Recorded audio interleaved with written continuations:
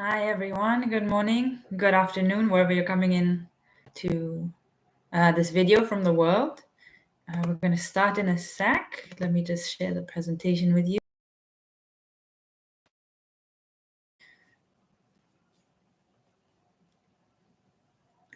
This is the first time we're YouTube live stream, so bear with us if there are any technical. There we go. I hope everyone can see the presentation okay.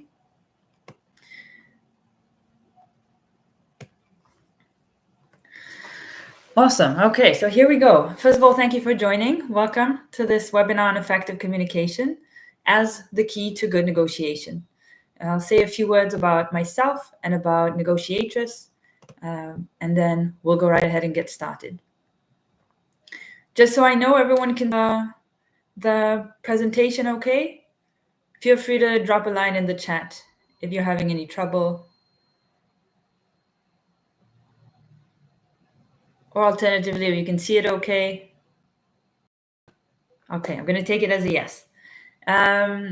Great. So I'm Ingira. I'm the founder of Negotiatress, which is an initiative to... Excellent. Good. I see everyone can see it. Negotiatress was founded just under 6 years ago as an initiative to provide women with tools to negotiate more effectively for themselves and also more authentically. So the idea is to take a gender-sensitive perspective to negotiation and provide women with tools to negotiate more effectively. I'm a certified mediator. I have a master's in conflict research and resolution, and I've been working for about 13 years in this field of negotiation and conflict resolution. Let's talk a bit about what we're going to be doing today. We'll be discussing, to begin with, what does it mean to negotiate effectively? What is effective communication? And also, why is it a gender-relevant topic? Why do we have to look at it a little bit differently than than the way it's looked at usually, to better understand what we can do to negotiate effectively? We're also going to discuss common challenges that prevent us from negotiating effectively and from communicating effectively as the key to negotiating better. And we're going to talk about 5 easy steps to improve communication. Okay, feel free to drop your questions in the chat as we go. We're going to have a Q&A session in the end as well. And so in total, we should have about 45 minutes of a webinar, but I'm here and available for any questions that you might have. So that being said, let's get started. I want to open up this topic of effective communication with an example from this fantastic book. If you're a parent, you might know it well. Even if not, it's a great classic called Monkey Puzzle. And this book is about a monkey that loses its mom and a butterfly that wants to help the monkey find its mom. I think most negotiations are very similar to this one. Okay, they're well intentioned. They're not usually we don't encounter hostage negotiations. Not all negotiations that we go through day to day are hostile. They're not about outsmarting your opponent. They're just a couple of people or a group of people trying to achieve some kind of goal together. Usually they're well-intentioned, even if there's some conflict, even if each one has their own interests. And I am not exaggerating when I say 80% of the negotiations that I see day to day and that I consult on fail or are greatly hindered by poor communication. So what happens in this book? Monkey's looking for its mom. It gives clues to the butterfly and grows more and more frustrated because the butterfly doesn't understand the clues it's giving. It shows it a frog. It shows it a snake. I see that I'm frozen on some people's screens. Is this for everyone? Does anyone else have this this problem, or can you see me okay?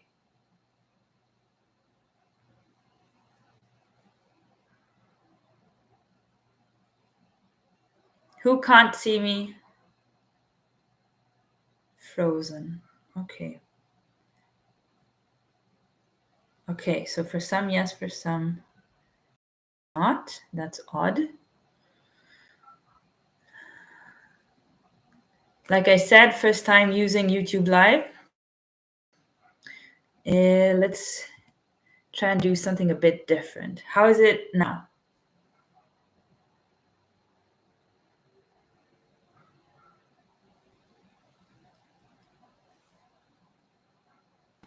I'm staring at the screen for 1 second. Can you see me okay like this?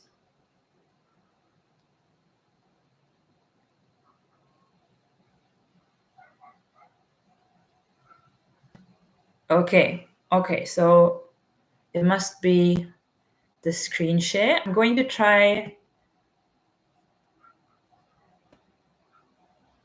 resharing the presentation.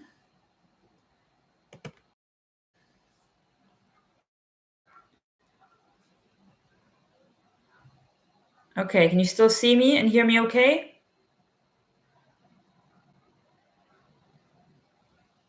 This is a great opportunity for me to communicate with you as we go. So, okay, this must be the presentation. Okay, we're gonna keep going without the presentation. And hopefully you can follow me. I guess everyone sees me now, right?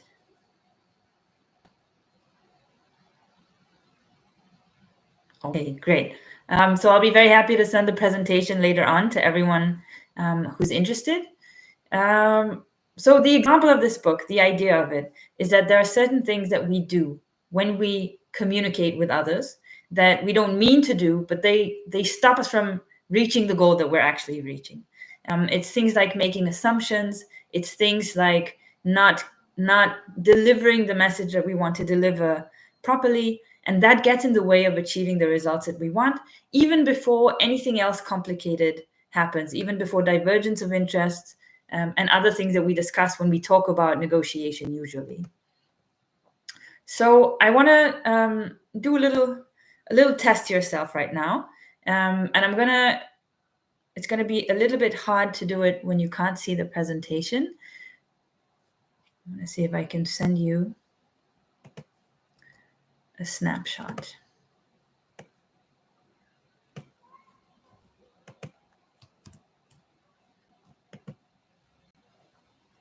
Oh, we can start a poll. Okay. I'm just going to ask the questions in the chat.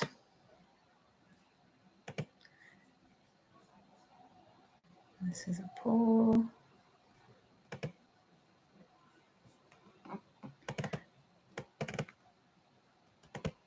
Sorry, these are part of the technical issues that come when you try a new media.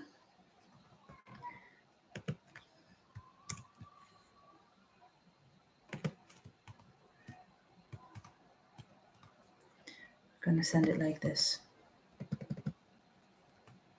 Okay, I see it doesn't work. We're going to forget the test yourself. I'll just tell you what it was about. I wanted each person to ask themselves what they feel happens to them when they try to communicate. Number one was I struggled to listen to my counterpart and remember details. Number two was I struggled to sound my opinion in conversations. So that's whether it's one-on-one or in groups. Three was somehow nothing I ever ask for ever gets translated into reality. That's challenge number three.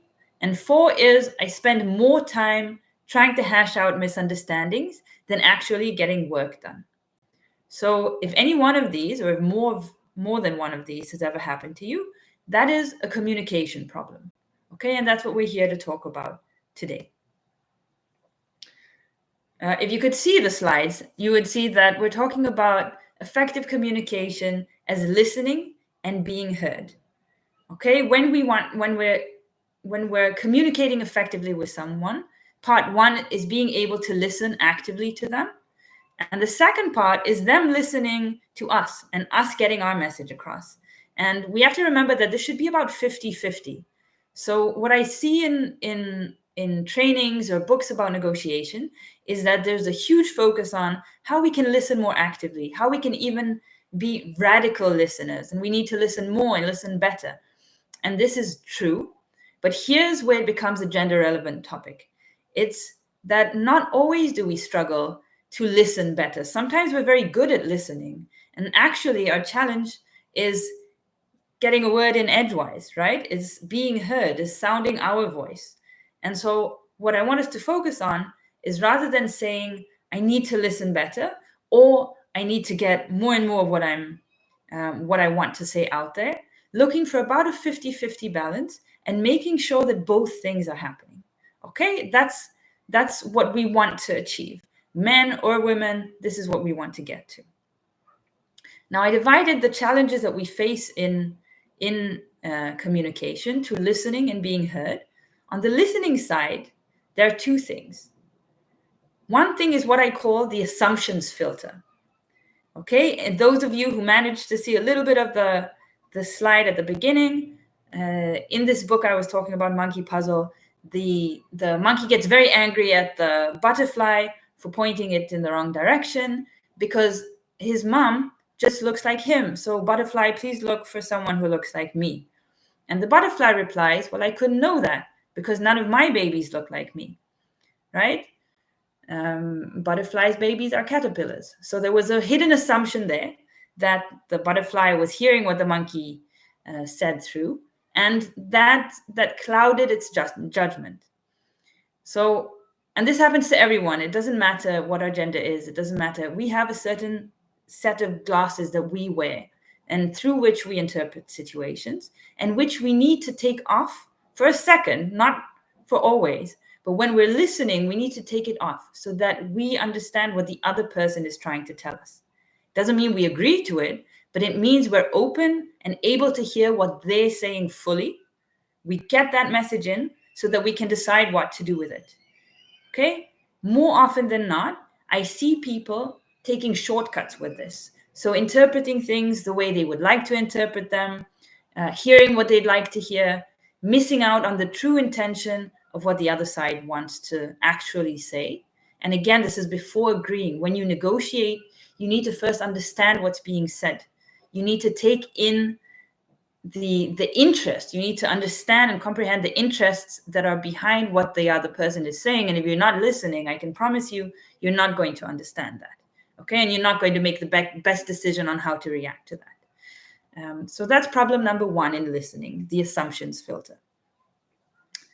Is it all clear so far? Can you hear and see me okay still?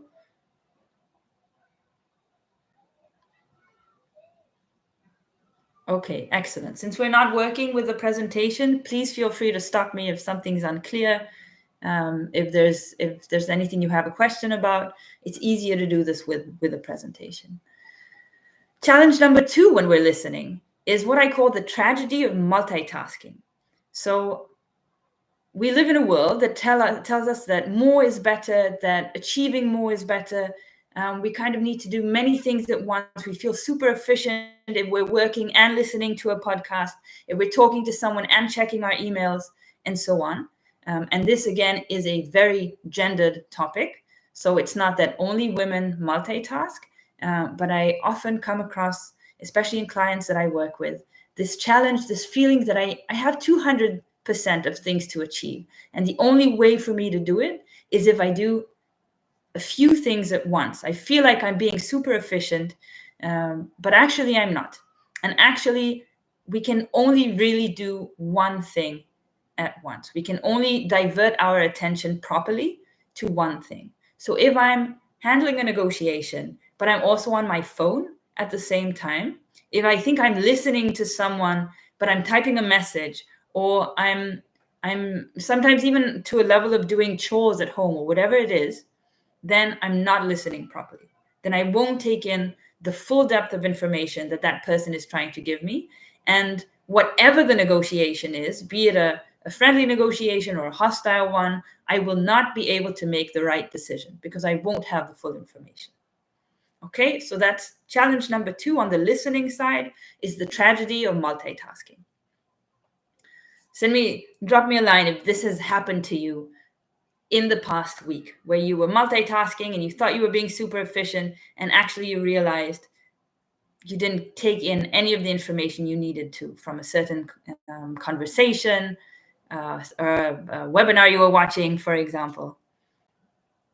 Show of hands.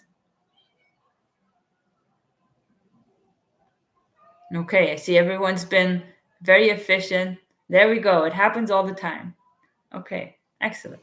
To this day, it's an active effort for me. I've been doing this for many years to remind myself when I need to focus, especially if you have kids, especially if you're balancing a lot of tasks at work.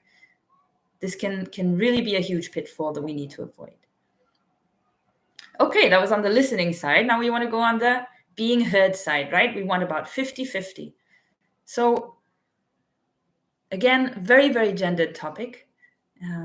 It doesn't only have to do with gender, but oftentimes we might feel that we try to get our message across and it doesn't happen for two reasons, okay? Two potential reasons. One is that we might be very good at giving great speeches, is what I call it, okay? We prepare ahead of time, we know what our message is that we want to deliver, and then, or not necessarily, sometimes we don't even know, but we go in a rant, okay? We just sort of drop all the information that we have in our head on our counterpart's plate, okay? And it might be that we're very charismatic when we do it, but we've taken 10 minutes to explain a point, and no one on this planet can follow that much information, okay?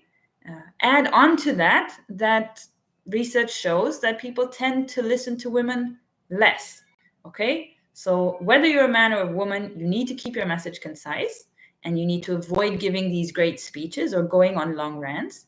But as women, oftentimes we find that added challenge that no one listens to us anyway. So if you're going to give a big speech about it, about the thing that you want to talk about, you're definitely going to lose your audience. And that's one thing that we want to avoid. We're going to talk about how we can avoid doing all these things, okay? So some practical tools as well. That's challenge number one on the being heard side, giving great speeches. I'm saying that ironically, of course. They're not great if no one's listening to you. Challenge number two is having your voice drowned out, okay? So it's not that you feel super comfortable saying everything you have in mind. It's that you don't manage to find that space in a room or that space in a conversation to say what you have to say, okay? It's a little bit the opposite. And this is a challenge that I see many of my clients facing, and especially in very live, heated situations. So you may feel comfortable in an email, or you may feel comfortable if you record yourself ahead of time, or whatever it is that allows you to communicate in a certain setting. But when you enter a room with other people and you have to find your way to stick your elbows out and show a presence, that's where it's really challenging. And this is also a challenge for communication, because if you can't speak, the other side doesn't know what's on your mind. Okay, so that's having your voice drowned out. These are 4 challenges that we might encounter in communication when we talk about effective negotiation. And before I move on to some tools that you can use to handle these challenges, I want to take a second to collect some questions. So if anyone has a question, feel free to drop it in the chat. Or if one of these things has happened to you, please feel free to also share your experience in a few words. I'm going to take a second to allow anyone who wants to write their comment in the chat.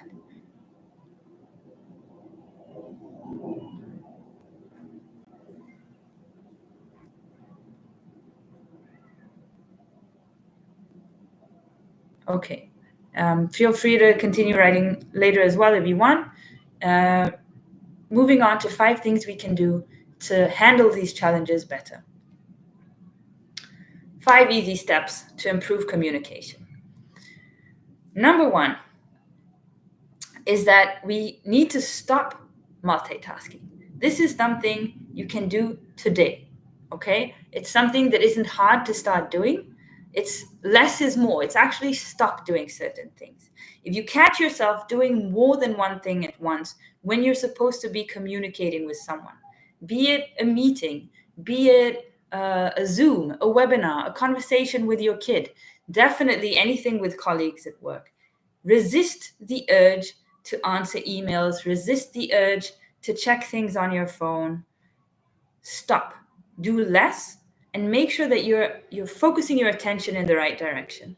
And this is very, very important for negotiation, because you want to be getting as much information as possible, like I said, because, and this is especially for those nuanced situations, okay? There are challenging situations we find ourselves in as women, and as someone who works with women on dynamics, on power dynamics, on power structures, on different dynamics in the room that are making it harder for you to achieve the things that you want, being able to first take in all that information is super important. Okay? And I can tell you some of the best lessons that I learned from men was how to do less. And I've seen them do it wonderfully. It's just taking less on their plate and being available to assess things more strategically, okay? To point out things a little bit more strategically. So that's number one. Just stop multitasking. Put your phone away, put your computer away when you're conversing with someone. You will be amazed to see the results that it brings. Number two is KISS, Kiss. It's had more or less offensive interpretations to the word since the 60s, but I choose to use the acronym meaning keep it simple and short. Okay? So keep it simple and short. And by that I mean, again, don't dump too much information at once on your counterpart. It'll make it easier for them to digest what you're going to say and what you have to say. And it'll also make it easier for you to notice how they react. Okay? If you give them 10 points to consider and then you stop, then they have to try and remember what that first point was and what the second point was. And in fact, they'll still be thinking about the first point when you get to the 10th. They start listening to you because they're working on their response to that first thing you said. Okay, so keep it short and simple. I see already some beautiful replies in the chat about the previous slide. So face-to-face communication is always the hardest. Yes, even when you prepare, that's true.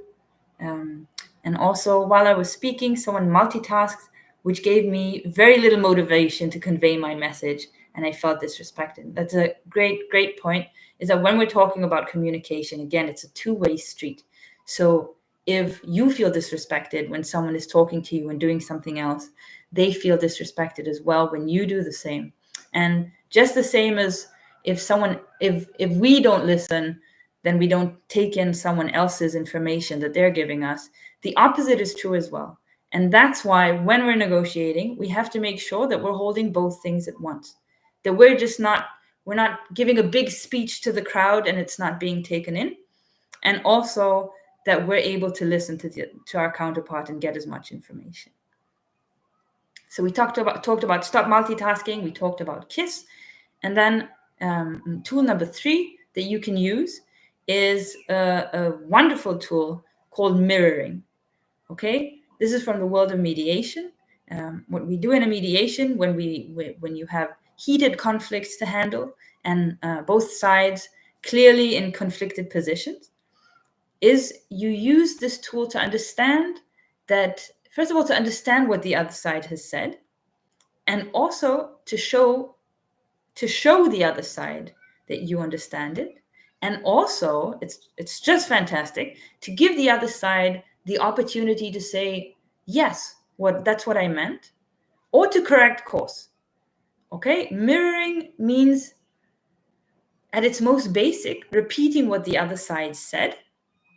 And I don't mean parroting, okay? I've seen books that instruct you to do this mechanically, and I think that's terrible, okay? It can drive a person crazy if you say, or if they say, I felt very bad when you gave me this task last week. And you're saying that you felt very bad when I gave you this task last week. Okay, that can feel too mechanic and drive a person crazy. And that's not what we want. But what we do want is to verify understanding. So you have to find a natural, organic way for you to repeat what the other person said, to process it, so you can think how it sounds in your ears, so they can think how it sounds when you say it back to them, okay? And that helps you digest the information better. The other side can then say, no, actually, that's not exactly what I meant. What I meant was I felt like I don't have enough time to do the task, and I would have appreciated if we discussed deadlines ahead of time. So it helps you uncover interests, which are a very basic and important thing to do in negotiations. So that's tool number 3, mirroring. Tool number 4 is listening actively, okay? And this has to do with multitasking like before, but mostly with putting your filter aside. Remember, we talked about those spectacles that each one of us wears, these glasses through which we filter information and digest it. And it can feel very scary to put that aside for a second, to put judgment aside for a second, and only purely listen. So I promise you, when you're listening actively, you can always later put your judgment glasses back on. But step 1, get the whole grain information from your counterpart. And the only way to do that is to listen actively and not be judgmental for just a second. Okay, that's step number 4. Critical for effective negotiation, critical in conflict resolution. And it's a tool that we use over and over again. In fact, unfortunately, in books, it's sometimes the only focus, right? Listen better and not necessarily get people to understand you better. And like I said before, when we're talking about communication, it's a two-way street. And if you're the kind of person who struggles with being listened to, you can turn this on its head, okay? You can expect your counterpart to listen actively. And if they're not, you can point it out. You can say, hear me out for a second. You don't have to agree with what I'm saying. I just need you to understand what I'm saying to begin with. Okay, so these are things we can call out in our counterpart to ensure understanding. Same for mirroring, same for kiss, same for stop multitasking. If we feel like someone isn't listening to us because they're doing something else, now we know and we can point it out to them gently, okay? If we feel like someone is dumping information on our heads, we can say, hey, these are too many points for me to consider. Can we discuss things one by one? Or can you simplify this for me? I'm not sure I understood you. Okay, slow it down a little bit. And we can also literally, I do this with my son all the time, we can ask them to repeat what we said. Okay, it can be a little bit more snide in tone or less snide in tone, but we can ask someone to say, to repeat what they understood that we said. So those were 4 points. Listen actively was the last one. Put your filter aside. And then the 5th point is pausing to ask questions and ensure reception. Okay, these all tie in together to make a nice, beautiful, holistic image of effective communication. But sometimes, and this can also be a cultural thing, not necessarily only a gendered thing, we forget when we're talking to pause. Okay, to allow a little bit of silence so that our counterpart can react, so that we can stop, look around, check if we're being understood, if we're being listened to, and also to ask questions. Okay, negotiating is sometimes equated with being super confident, knowing everything, not admitting your faults, not showing any weakness. And here's where I come in, and here's where the negotiatress method comes in. I encourage you to stop, ask questions, express doubt, okay? Allow a little bit of a pause in the situation so that you can assess. What did I understand? What did the other side understand? What questions can I ask to make sure things are really clear? Okay, and also just to ensure reception, again, was I heard or not? Are they going to do the thing that I asked them to do? Are they saying yes? By the way, this is something that happens a lot. Are they saying yes, but they're not going to do it? But they won't tell me they're not going to do it because I didn't leave enough space for them to air that out, to air their doubts out or objections. Just one sec. Okay, so specifically, are there any questions about these 5 steps? Any questions about using them in specific situations, something that's unclear about how you can use them? I'll name them again. Number 1 was stop multitasking. Number 2 was kiss. Number 3 was mirroring. Number 4 was putting your filter aside, so listening actively. And number 5 was pause to ask questions and ensure reception. Once again, I'll allow a moment first for anyone who wants to put their questions in the chat. Their questions, their experiences. Does this make sense? Do you disagree? Have you come across maybe a different kind of advice in this field that you'd want to share?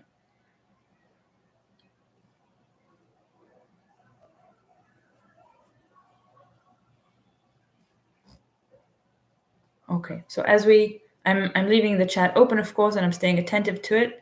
I thank you for listening so far, and actually we'll move on to the Q&A session.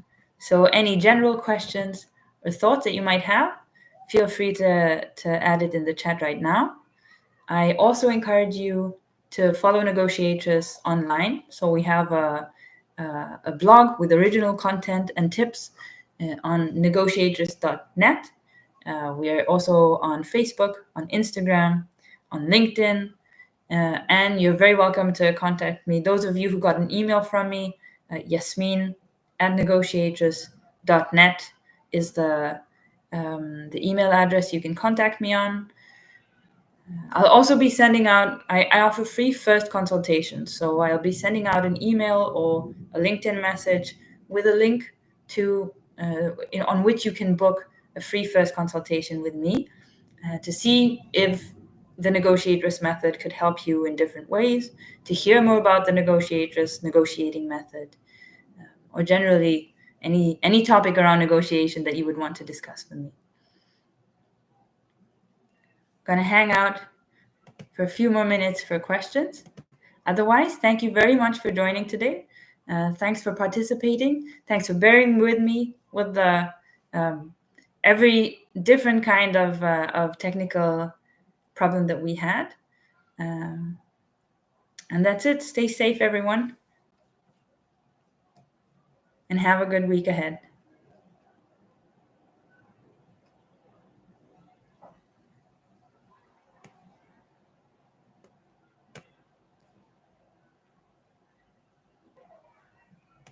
Thanks, everyone, for the lovely comments.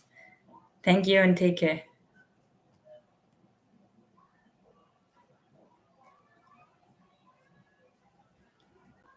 I love that. It was very well communicated. Thank you. Have a great day, everyone.